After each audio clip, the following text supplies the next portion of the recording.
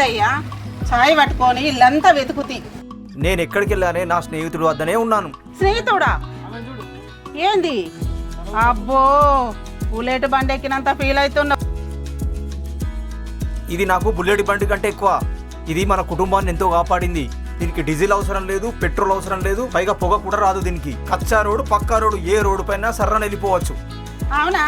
పెళ్ళామాదా నేనా? సరిపోయింది, ఇంట్లో అన్నం మాడిపోతుందేమో.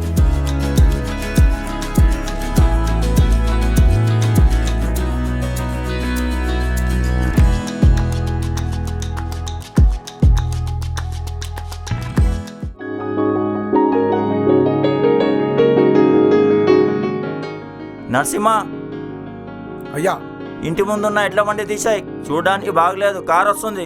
సరే అయ్యా.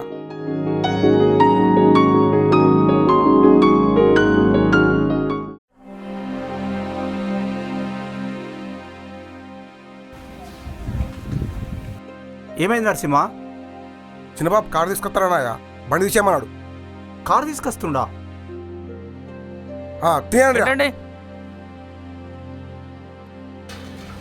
అయ్యో అయ్యో, ఇంకా బండి వాళ్ళు తీసుకుపోతుండయ్యా.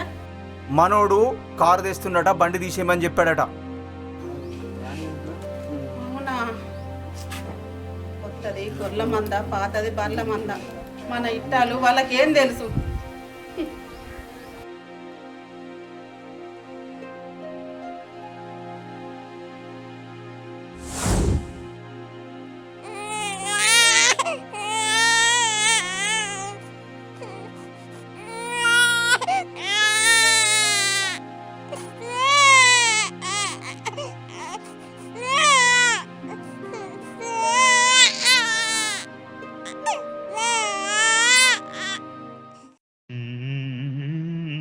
పగటి పూట చందమామ కానరాదు కంటికి, పచ్చనైన చేనులోన స్వచ్ఛమైన గాలిలోన నిద్రపో చిన్న, నిద్రపో చిన్న.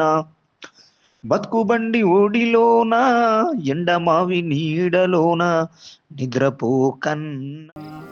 ఏందయ్యా నీకు పాటలు కూడా వచ్చా? నాకు పాట పాడడం వచ్చు, నా బండికి జోల ఊపడం కూడా వచ్చు. ఇక్కడ కొండ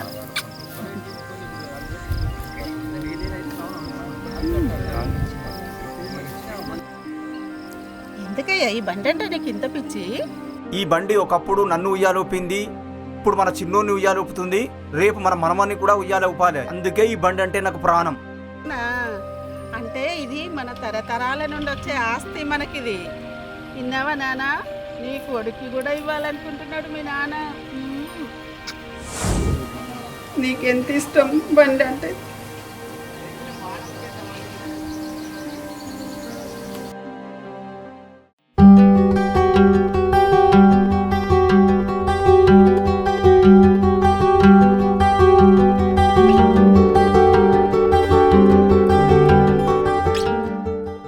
అరే పెద్దయ్యకు బండి అంటే లవ్ ప్రాణం ఉండేరా.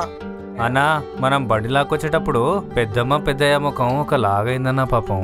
ఉంటది మరి. ఎన్నో ఏళ్ల నుండి వ్యవసాయానికి బండి వాడుకుంటున్నారు. కళ్ళ ముందు బండి పోతుంటే వాళ్ళ ప్రాణానికి బాధ అవుతుంది మరి. ఏం చేస్తాం?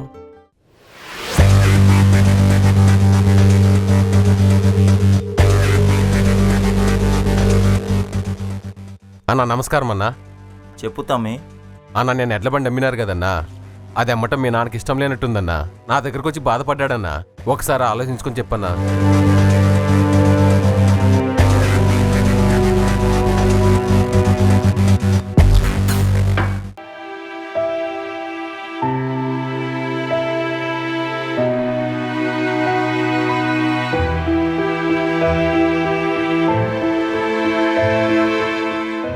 అమ్మా,